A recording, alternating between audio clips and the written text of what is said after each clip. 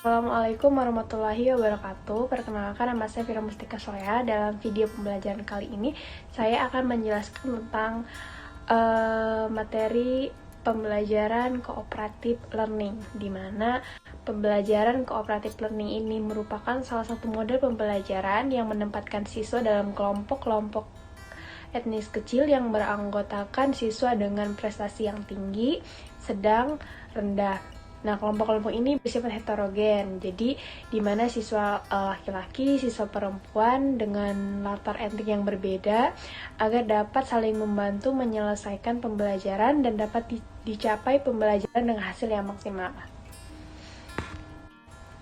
Berikutnya adalah tentang tujuan pembelajaran cooperative learning. Nah, untuk tujuannya ini, Wijsenbeken pada tahun 2005 pernah mengemukakan bahwa tujuan model pembelajaran kooperatif adalah menciptakan norma-norma yang pro-akademik di antara para siswa.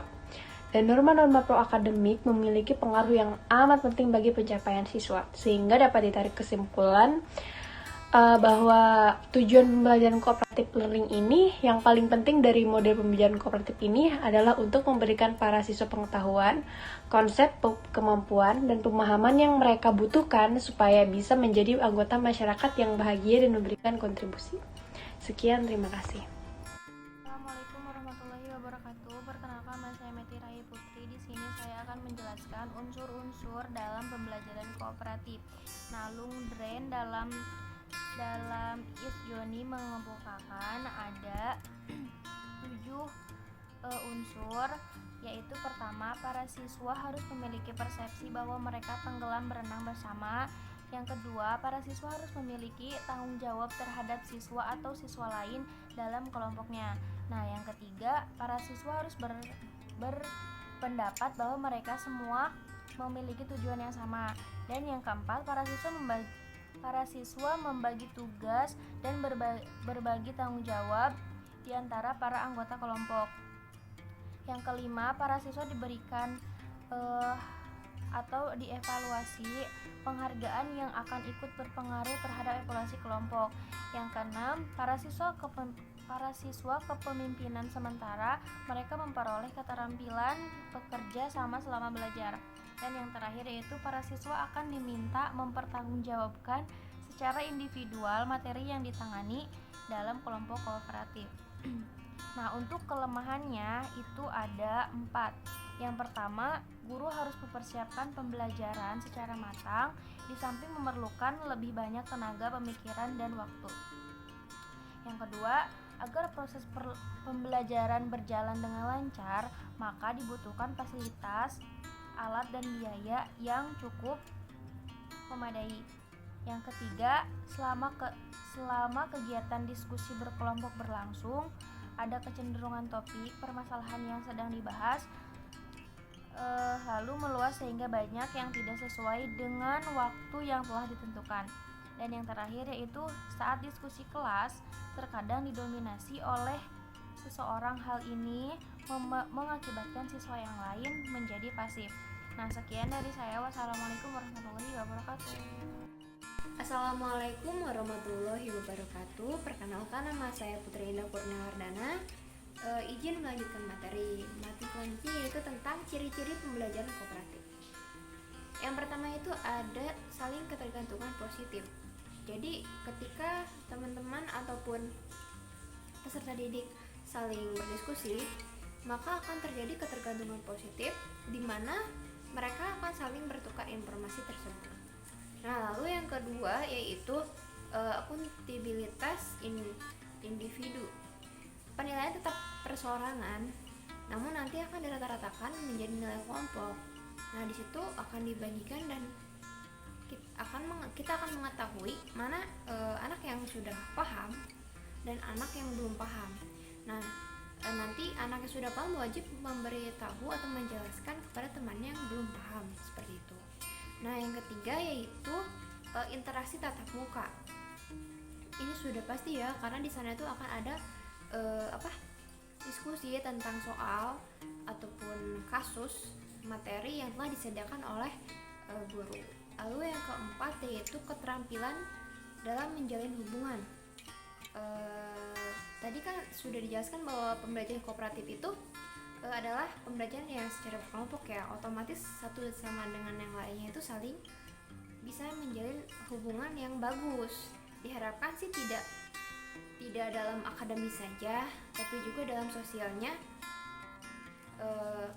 saling menjalin hubungan yang bagus seperti itu.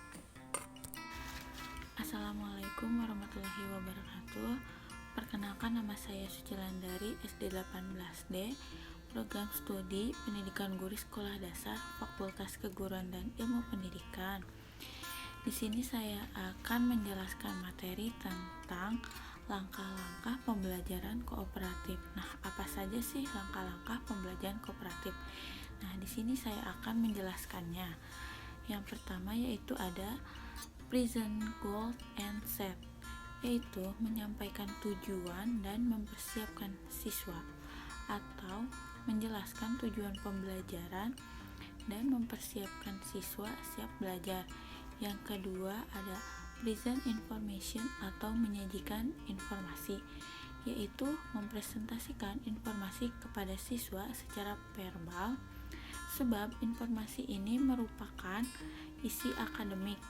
Yang ketiga ada organize student into learning teams, atau mengorganisir siswa ke dalam tim-tim belajar, atau memberikan penjelasan kepada siswa tentang tata cara pembentukan tim belajar dan membantu kelompok melakukan transisi yang efisien.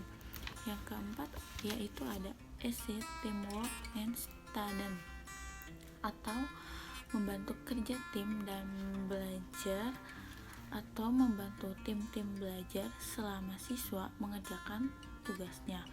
Yang kelima ada test on the material, atau mengevaluasi, menguji pengetahuan siswa mengenai berbagai materi pembelajaran atau kelompok-kelompok mempresentasikan hasil kerjanya. Yang terakhir yaitu ada provide recognition, atau memberikan pengakuan atau penghargaan. Nah, di sini yaitu mempersiapkan cara untuk mengakui usaha dan prestasi individu maupun kelompok.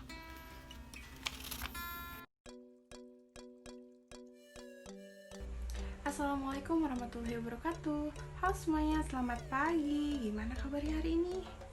Semoga selalu baik-baik saja ya. Semoga selalu ada dalam lindungan Allah Subhanahu wa taala. Amin.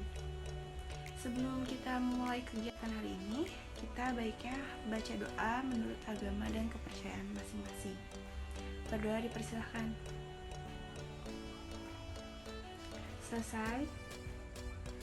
Sebelum memulai pelajaran, kita absen dulu ya. Mulai dari Suci Wulandari, Fira Mustika, Meti Rahayu, Putri Indah Kurnia. Hadir semua ya, dan alhamdulillah gak ada yang sakit. Semoga di pertemuan selanjutnya selalu seperti ini, selalu sehat.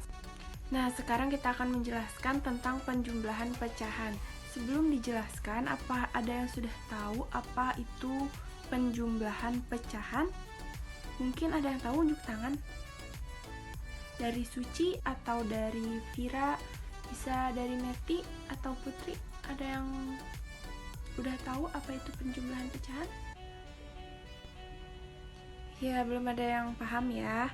Jadi penjumlahan pecahan itu dapat dilakukan jika penyebutnya sama. Penjumlahan pecahan yaitu ubah pecahan menjadi pecahan lain dengan sesuai sehingga penyebutnya sama. Nanti Bu kasih contoh dan kalian perhatikan. Setelah dikasih contoh, kalian pahami, lalu nanti Ibu kasih tugas untuk di rumah masing-masing ya. Contohnya yaitu 2/3 ditambah 1/4 sama dengan titik. Langkah penyelesaiannya adalah mencari KPK dari 3 dan 4.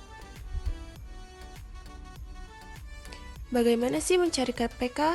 Itu kelipatan 3 itu 3, 6, 9, 12, 15, 18, 21, 24, dan lain-lain.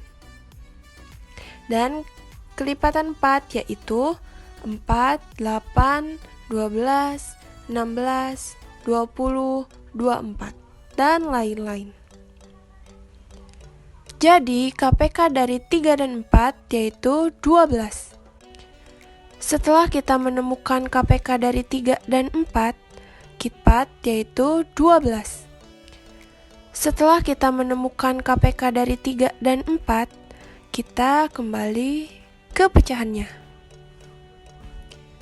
Jadi 2/3 ditambah 1/4 sama dengan, penyebutnya disamaratakan dari jumlah KPK 3 dan 4 yaitu 12.